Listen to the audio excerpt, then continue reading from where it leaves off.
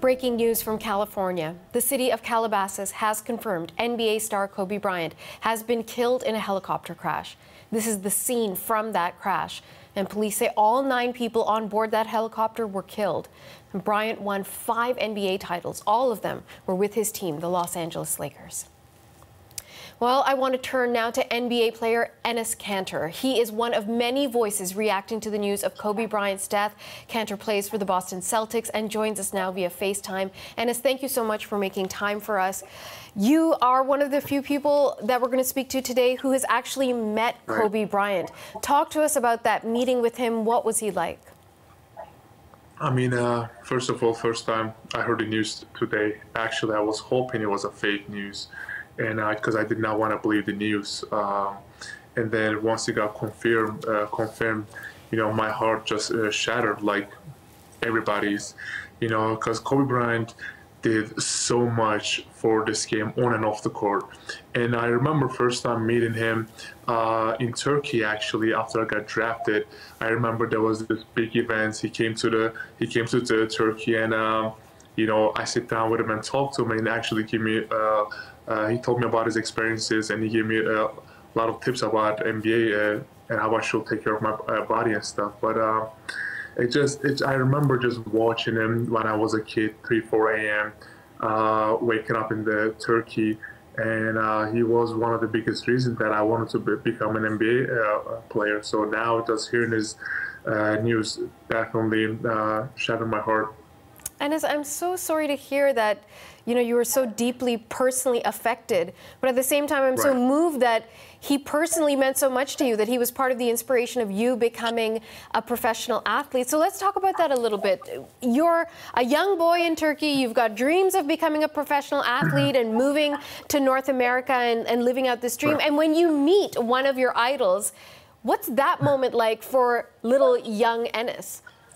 Yeah, it meant the world to me, you know. I mean, not just me, but he inspired millions and millions of kids and adults, you know. And I remember that he was just his life, for him to just love for his game, his passion, his work ethic, his hard work, and it was just, you know, it was just on a different level. So I think for me it was just amazing to just meet him for the first time in Turkey. And actually I got to, my first regular season game was against Kobe Bryant at Staples Center. Obviously he scored I think around 40 points and we lost the game, but it was an honor to share the same court with him. What was that like? All these layers of your relationship with him growing up and then becoming your colleagues. You're not teammates, but your colleagues, your equals on the court. So what was that moment like to play against him?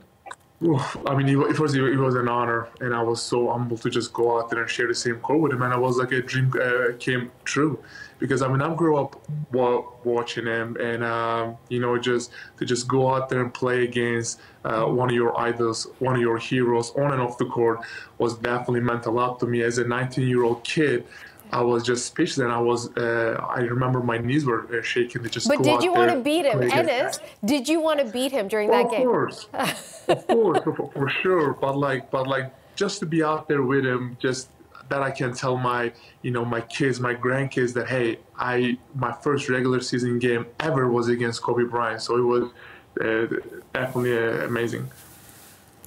You mentioned that he inspired millions of kids. Now, is that something that's unique to Kobe?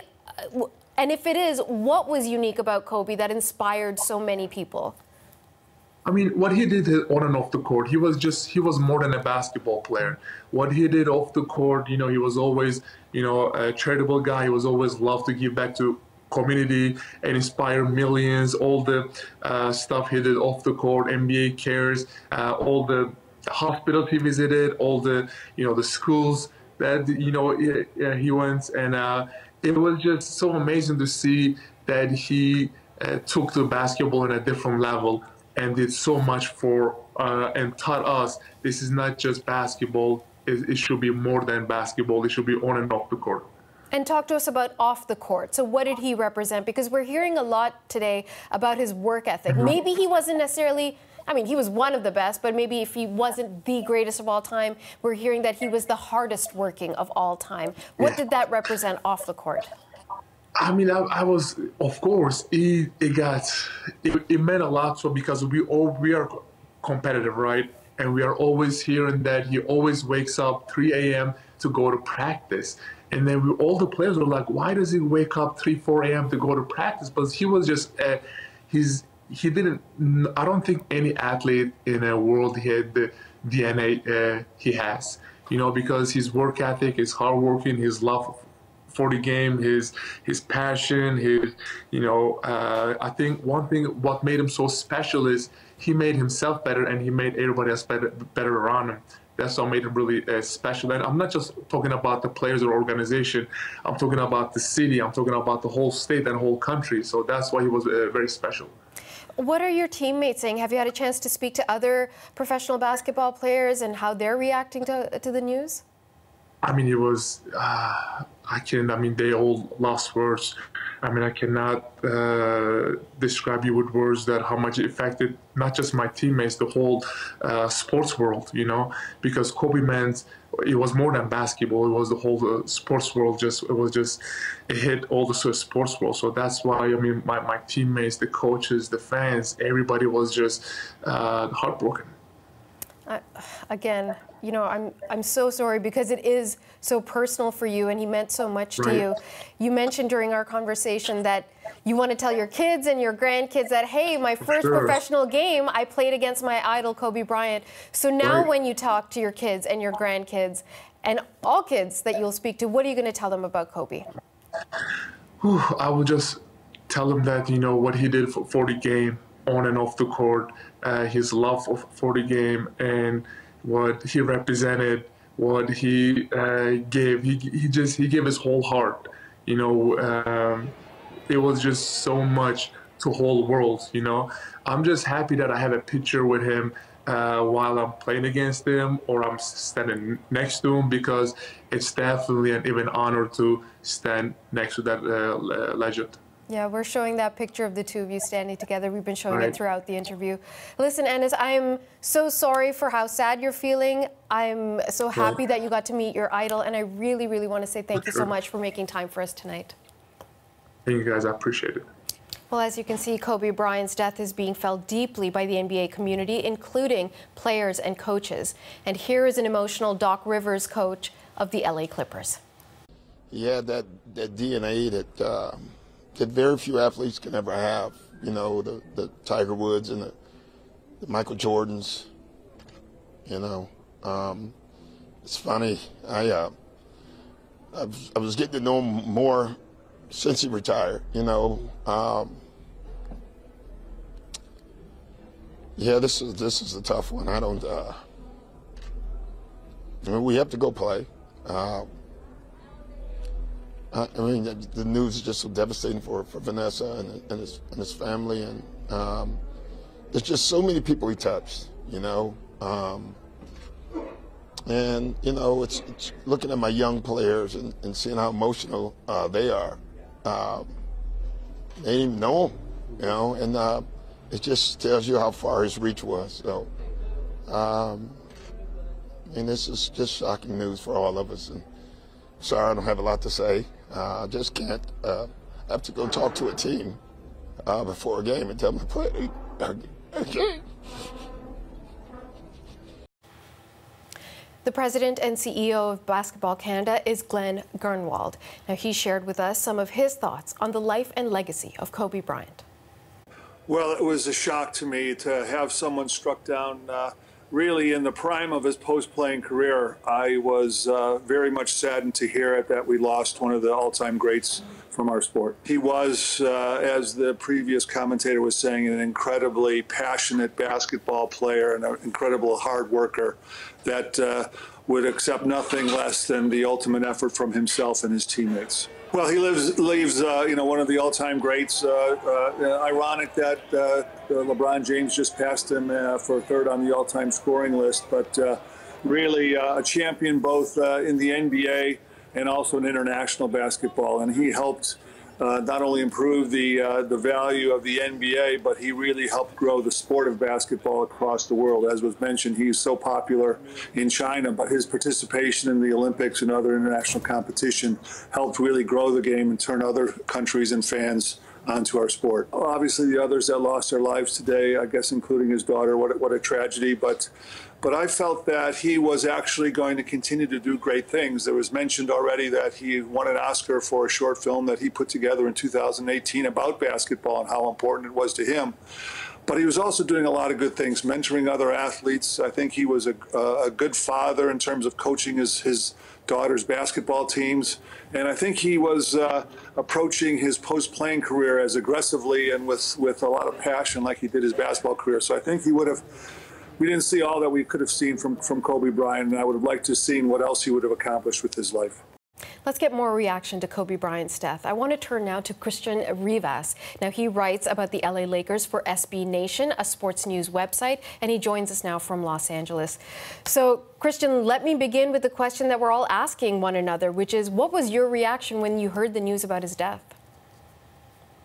I think it was a similar reaction to everyone had. It was just a state of shock.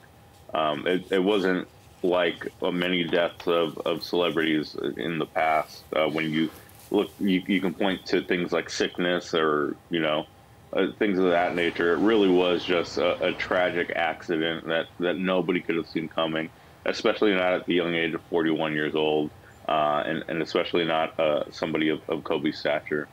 And so, aside from the sadness and the shock of hearing of his death, what are fans and other people in the basketball communities telling you about this loss?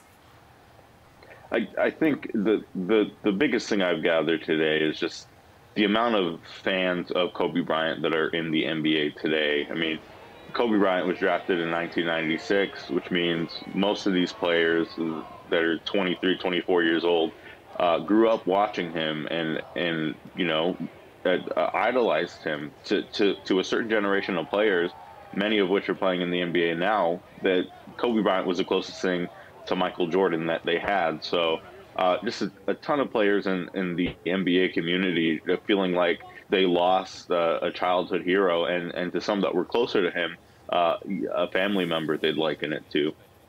Christian, you've used words like idol and hero. What made Kobe so special?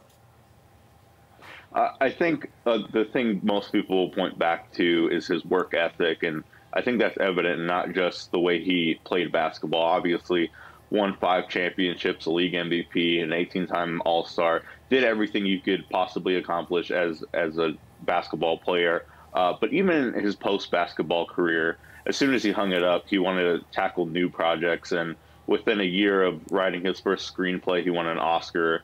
Shortly after, a sports Emmy, and has a pretty successful book that's out right now, the Wisnard series. So it really just comes back to his work ethic and how much passion he had for each project he had. And I don't think that's his breed is something we see a ton of.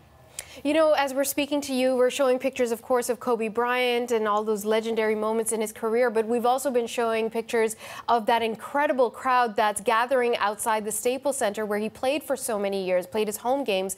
And there's lots of talented athletes. There's lots of inspiring people. They don't all get people to get out of their homes and just stand outside a place to sort of mark the end of an era.